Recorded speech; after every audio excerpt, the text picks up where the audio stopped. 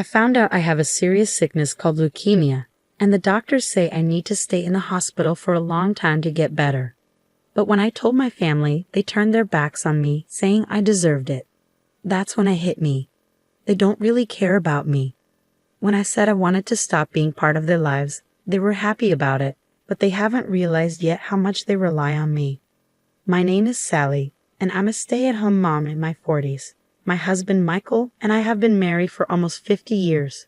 We have a daughter named Mia who just started middle school. Right now, I live with Michael, Mia, and my mother-in-law. Michael's mom raised him by herself after her divorce when he was young. Maybe she spoiled him too much because he's pretty selfish. Living with my mother-in-law made me see a side of my husband I hadn't noticed before we got married. When my husband found out I was going to have a baby, he was really happy. He couldn't believe it at first, but then he thanked me and said we would face any challenges together. I promised to do my best. But that joy didn't last long.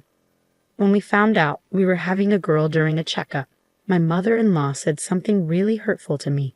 She said, "You never cook meat, do you?" I tried to explain that I cook a balanced diet, but she wouldn't listen.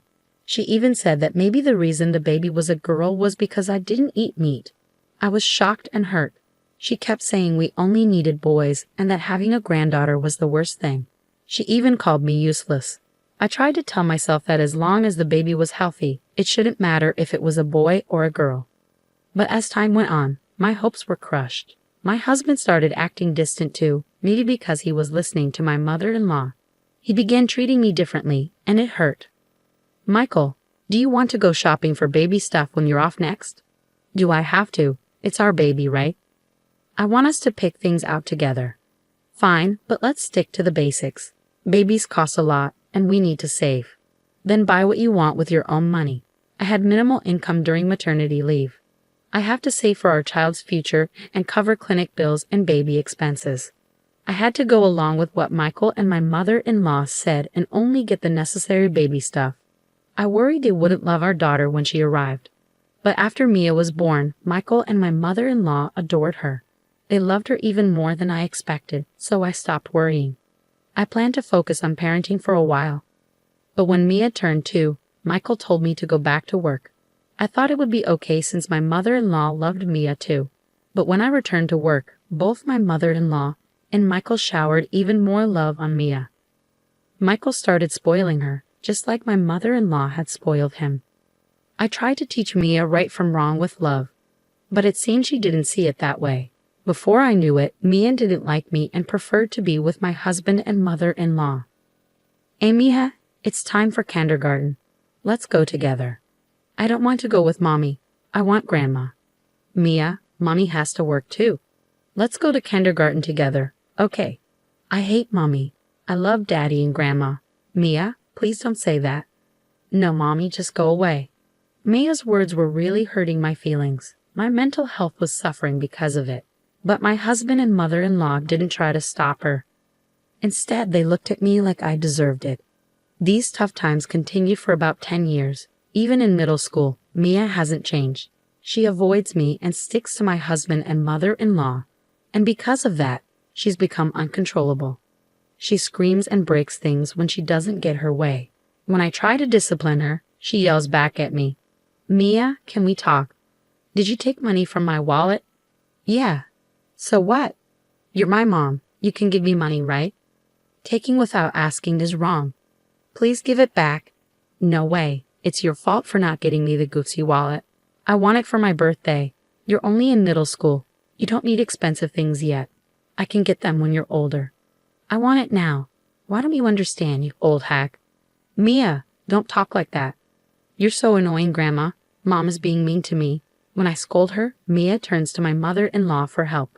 And my mother-in-law sides with her, blaming me too. "What's wrong, Mia? Did Mom upset you again?" "Listen, Grandma, she won't get me the Gucci wallet for my birthday. And she won't give me money either. Can you believe it? That's not fair. Your mom is being stingy. Grandma will get you the wallet next time, okay?"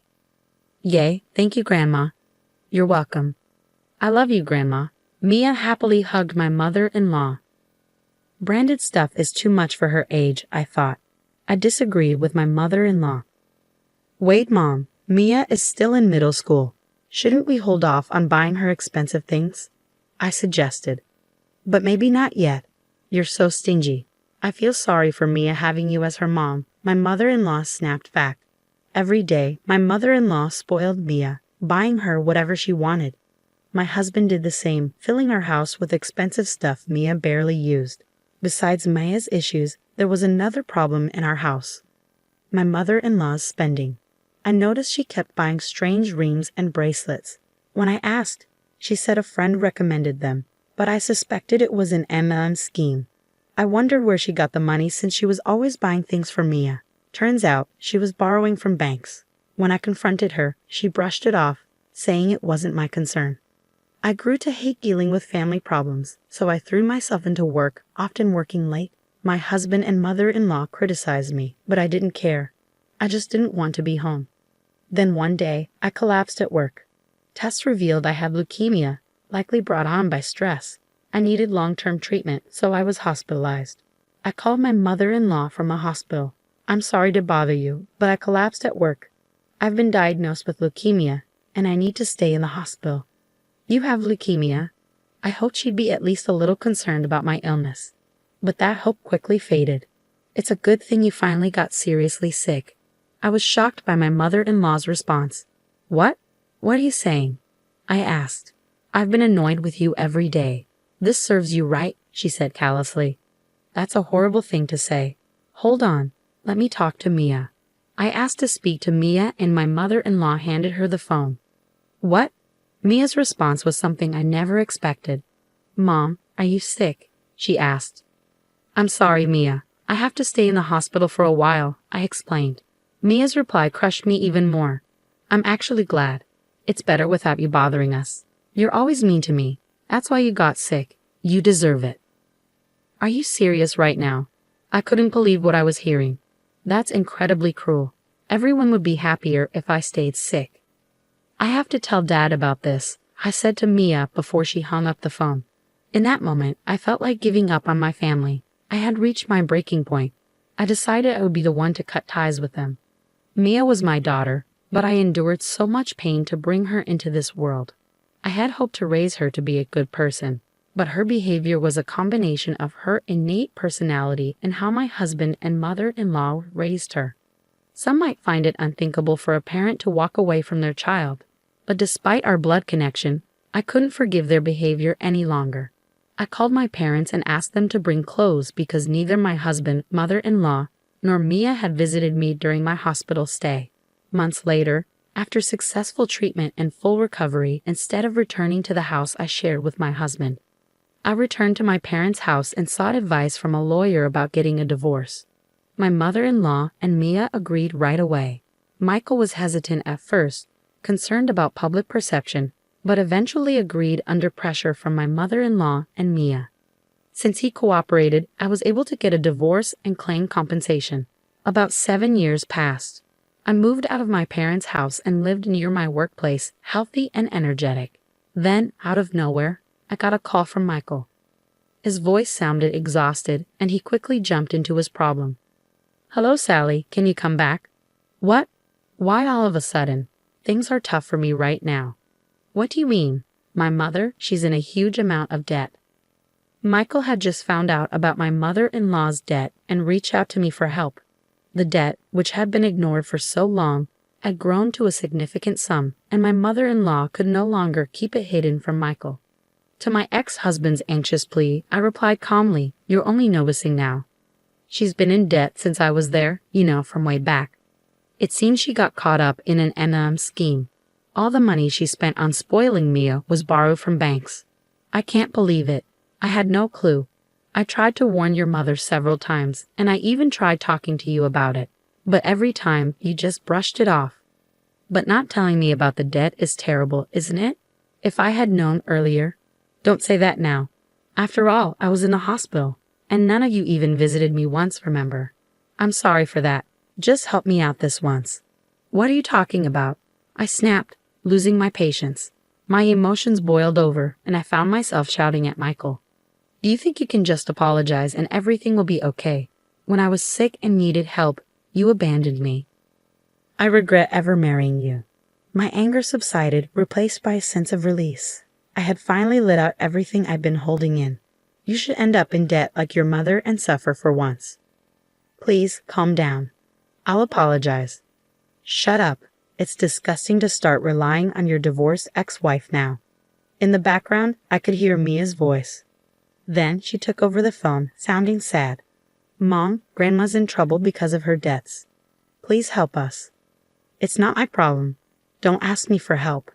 Mia didn't give up, despite my quiet refusal.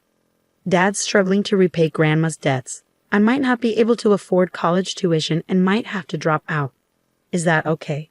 So, Mom, why are you acting like this is someone else's problem? Your own daughter is in trouble. Daughter? Who? Mia's words made me chuckle. Just as she faced trouble, she emphasized she was my daughter, even though she'd never called herself that before. What's so funny? Michael asked. I was just thinking about how you suddenly claim to be my daughter when you're in trouble, after calling me names all this time. That's not fair. I'm your biological daughter who's in trouble, you know. But I don't have a daughter. What? No, Mom. I made that decision 7 years ago when I was hospitalized. I don't need a family like you anymore. We're divorced, so we're just strangers now, okay? Mom, please don't say that. Stop. Don't call me Mom because I'm not your mother. You should live happily with your father and grandmother who's in debt. Don't ever contact me again. You're just a burden in my life. With that, I ended the call and blocked their numbers to ensure they couldn't reach me again. After that, I heard that my ex-husband and mother-in-law were working tirelessly to repay their debts. They sold everything they owned, but it wasn't enough. They were struggling to make ends meet and even struggled to eat properly. My daughter couldn't afford her tuition and had to drop out of college. The expensive items she had were sold to pay off debts, leaving her with nothing. It seems even she is working to repay her grandmother's debts.